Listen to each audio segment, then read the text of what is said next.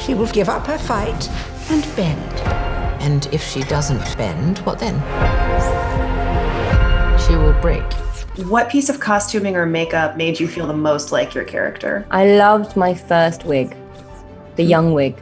I really loved it. I love that wig. I love playing young Diana because I don't think we have much record of young Diana at all in the same way as we do the older version. Charles, he is an obsessive about his suits. So, every single suit that I have in the show is made from scratch, and that's pretty amazing.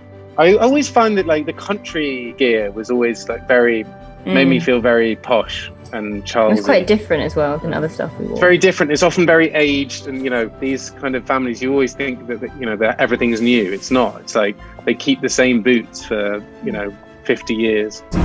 It's a dangerous game to make enemies left, right, and center. Not if one is comfortable with having enemies. Are you?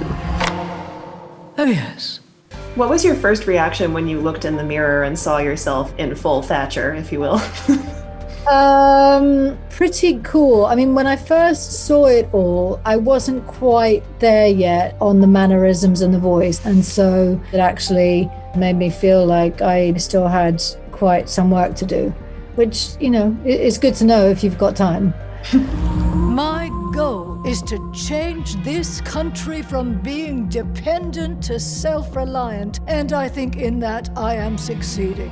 What was the most surprising thing that you learned about your character? It was quite a challenge for me and Josh not to play the ending, not to play the tragedy in Charles and Diana's relationship. We both were kind of surprised at how much love that we found to play between them. And so finding the nuances in the love of their relationship, I suppose, was really interesting for us. And really, I think, surprising for me.